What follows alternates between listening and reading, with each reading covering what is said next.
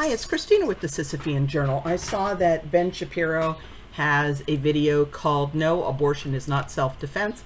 He's not going to show us anything fancy, so we're just going to listen to it together. Sound like a plan? Here we go. In my time, but the LA Times has released a really solidly bad argument for abortion. This comic shows, for those who can't see, a chart of maternal mortality. Quote, in the U.S., pregnant people die of pregnancy-related causes at a higher rate than police die in the line of duty.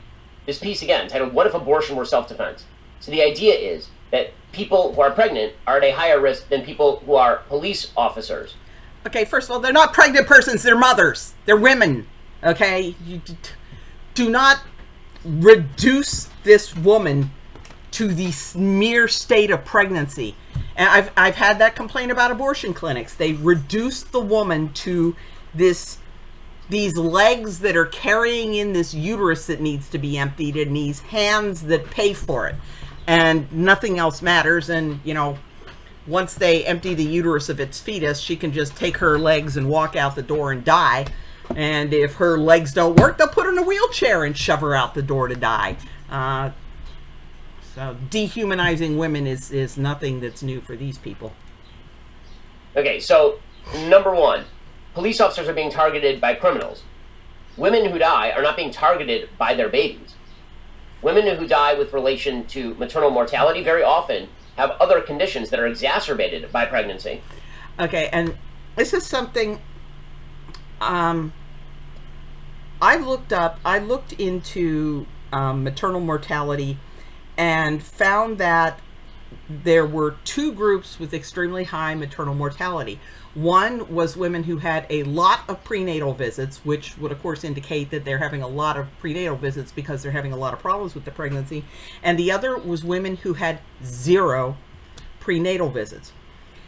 And I know it's not having no prenatal visits does not directly cause maternal mortality, but I'm sure what happens is that they're going without prenatal care, which means they're going without screening, they're not getting their vitamins, they're not getting advice on diet and exercise, they're not getting conditions detected early on when they could be treated, and these problems aren't showing up until the women are actually in labor or in the act of miscarrying, because maternal mortality includes women who die with miscarriages, women who die in the period after birth. Depending on who's counting, it can be 30, 60, 90 days, 6 months, or even a year after giving birth is considered maternal mortality. And it doesn't matter if she walks out of the hospital, goes home, and you know, she lives out in the country and she gets bitten by a copperhead and dies of the copperhead bite. That's going to still be maternal mortality because she died within that perinatal period.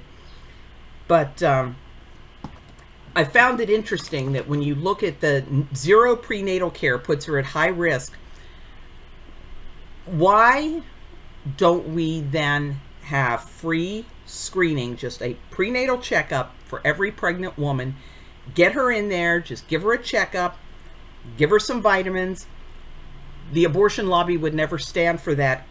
They would want her to come in for counseling as to the availability of safe legal abortion. And only if she actively rejected an abortion would they hand her the vitamins.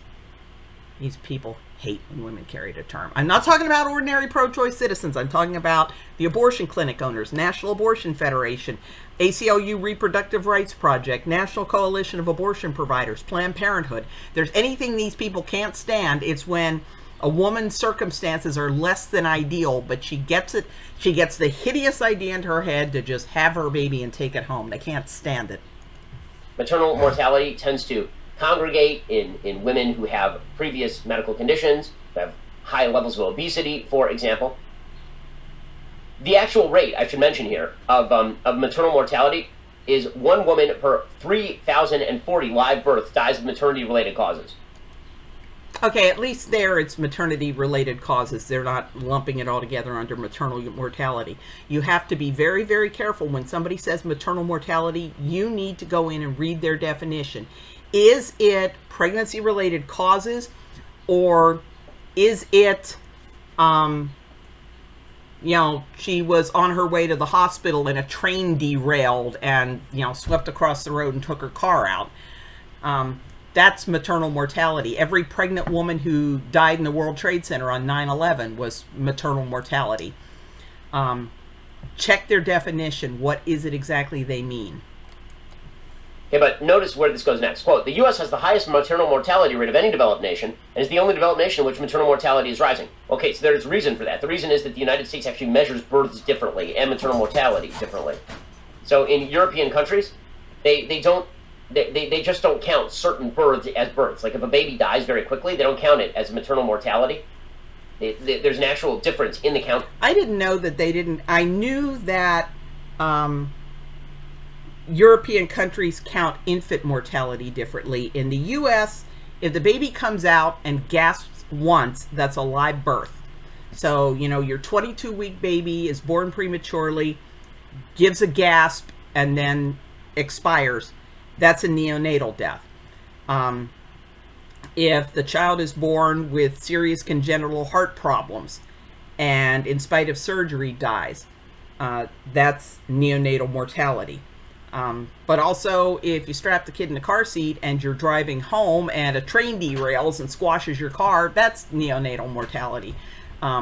Whereas in a lot of European countries, the baby has to be a certain gestational age and a certain weight. I think it's 2,000 grams and 24 weeks, not 2,000 grams or 24 weeks, but the baby has to be at least 24 weeks gestation and weigh at least 2,000 grams. So my friend's baby, who weighed a little over, I think, 380 grams when she was born, if she had died, they wouldn't have counted her as neonatal mortality. Even if she had been fighting for her life in the NICU for several months, she wouldn't have been mortality because she wasn't big enough to count. Statistics with regard to maternal mortality in the United States as opposed to other places. And then they suggest, quote, this danger will only worsen in a post-Roe versus Wade America. Yes, unless you forcibly abort or have many, many, many abortions all throughout American society. The maternal mortality rate in states that have banned abortion is up to 3 times higher than in states that support abortion acts. Now, the reason for that is not because abortion is, quote-unquote, saving lives. The reason for that is actually in the prior slide. It says the crisis is even starker for black Americans whose maternal mortality rate is nearly 3 times that of white Americans. That's been blamed on American racism. It really has more to do with underlying causes. If you look at Europe, Europe has exactly the same sort of disparity between black maternal mortality and non-black maternal mortality. Okay, this op-ed continues. The other thing is, I think it becomes a self-fulfilling prophecy with hardcore abortion supporters, because all of the rhetoric to the contrary, abortion does increase your risk of complications with future pregnancies, including, think of this, they're scraping the walls of the uterus. That is going to make it harder for the placenta to attach properly with future pregnancies. So placental abruption is when it starts to separate before you go into labor. And God help you, placenta previa, which is where the placenta forms over the cervix instead of at the top of the uterus. Those can cause the woman to bleed out very quickly, and they are associated with previous abortions. So the more previous abortion she has, the more likely she is to have serious maternal complications with future pregnancies, and thus the more likely she is to die. And then all of her friends who've also had 6 or 7 abortions go, look how dangerous pregnancy is, when it was all those abortions that caused this problem. Anti-abortion advocates argue that an embryo should be accorded all the rights of a human being. If one accepts this argument, given the deadly risks, does a pregnant person not have a right to self-defense against someone threatening their safety? That is just silly. What is the fetus in there with a gun? It's like, not every pregnant woman becomes a high-risk pregnancy. Okay? So you don't just assume, oh, she's pregnant, that fetus is trying to kill her, let's kill it first. And I sincerely doubt that the people making this argument that the woman should be allowed to proactively abort the baby before there's any sign whatsoever that she might be developing a health problem. I bet they're the same people who don't want you to have a gun to protect yourself if there's a home invasion and people come in wanting to, rape your daughter and murder you. You're not allowed to defend yourself against that, but against this harmless fetus who you put there, you're supposed to be allowed to kill it. Okay, here's where this thing goes wildly off the rails. Okay, so we'll continue the argument, and I will explain how stupid this is. Quote, U.S. culture has long accepted self-defense as a valid reason to use deadly force. And then it shows a bunch of presumed Republicans who are carrying guns. Fetishized it, even. And then it says, imagine if a person seeking an abortion were treated like a cop who had killed someone. Quote, I feared for my safety. She was a woman holding her belly saying, I feared for my safety. Oh, every woman going into an abortion clinic just knows that that embryo is trying to kill her. It's in there with an AR-style assault, semi-automatic, full automatic weapon and planning to shoot her. This hyperbole is just over the top. And then everybody else says to this woman, it's okay. You were just defending yourself. You did what you had to do. Your life matters. And one of the people defending this woman is, of course, a person wearing a cross. So the basic idea here is that we should treat unborn fetuses like criminals. Now, I noticed a difference. And they don't want to treat unborn babies like they treat criminals because the same kind of drugs used for the later abortions, generally around 20 weeks and later, the baby doesn't get any anesthesia. They inject it with this giant needle directly into the baby's heart. That's considered compassionate medical care. But anesthetizing a criminal who, has murdered 6 people, putting in an IV, putting him under, and then injecting the same drugs into an IV is cruel and unusual. Bit of a double standard, maybe. I've said it before, the left hates innocence. Threaten police officers on the regular, which is why police officers have to shoot them. Again, I will mention that stat. Out of every live birth, for every 3,040 live births in the United States, there's one case of maternity-related death. For every 3,040 live births. So, the suggestion by this op-ed writer is that every woman should be able to kill her baby at any time without presenting any evidence that the baby was a threat to her, because 1 out of every 3,040 live births may end in maternal mortality. So, the actual argument that this moron is making is that if police officers in every single traffic stop just shot the person they were stopping, because whether they're a risk or not, that would be perfectly okay with the American public. That's the actual equivalent. The analogy does not work at all. Police officers shoot people when they are actively threatened. You know when pro-life people say that abortion could be appropriate? When mom's life is threatened. We don't actually argue this one. When the mom's life is actually threatened, then it is a form of quote-unquote self-defense. In fact, if you look in the Talmud, it's literally called this. And if you read the Evangelium Vitae, the pro-life document put out by the Catholic Church, now it still bans direct abortion, which is doing something to deliberately kill the baby. It allows you to take steps necessary to save the mother's life, even if the inevitable result of that is the death of the baby. And the example I frequently give is Rick Santorum's wife, who her water broke. She developed a gestational infection, an infection in the uterus that was threatening her life. And it's like, we have got to end this pregnancy. They did not reach in through that infected amniotic fluid with instruments and risk poking holes in her uterus and getting that infection directly into her bloodstream to make sure that that baby came out dead and in pieces. They induced labor, and the Santorum family held their baby and cuddled him until he died. There's not a problem with that. My friend had to have 3 pregnancies terminated post-viability because of threat to her life, gestational lupus. And they did an emergency C-section. They did not do they didn't do a hysterotomy abortion where they opened her up and drowned the baby in a bucket. They did the incision and they put the baby in the nursery.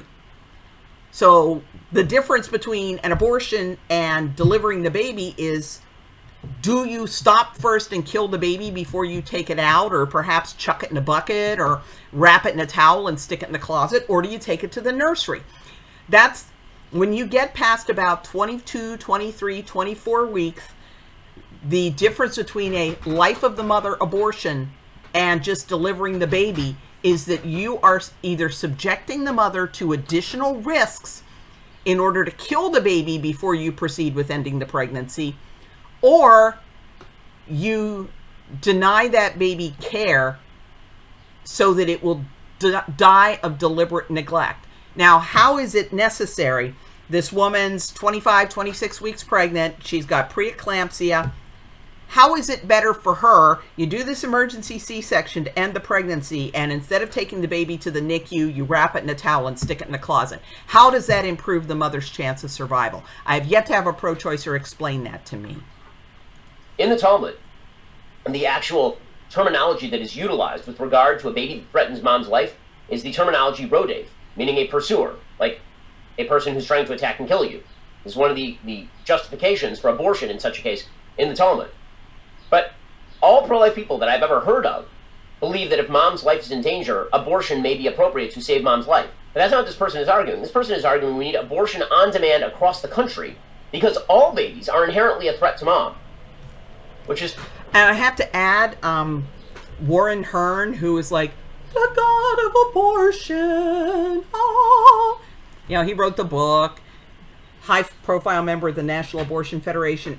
He has actually advocated that abortion should be the default treatment for any pregnancy unless the woman can convince the doctor that her circumstances make it okay for her to go ahead with this life-threatening pregnancy. He says they are all life of the mother because there's the possibility that she might die. Well, there's a possibility she might die in an abortion too, but that's okay. It's okay if she dies in an abortion. It's only bad if she, dies because of directly maternal related situations. These people are sick. It's totally wild and insane. I can't believe the election is garbage, except that I can. Okay, I had paused because my dog was barking, but it turned out that Ben started doing an ad and then he moved on to a different topic. So that's the whole abortion is self-defense. And I will provide a few links below to some of these other tangential topics as well as to Ben Shapiro's video.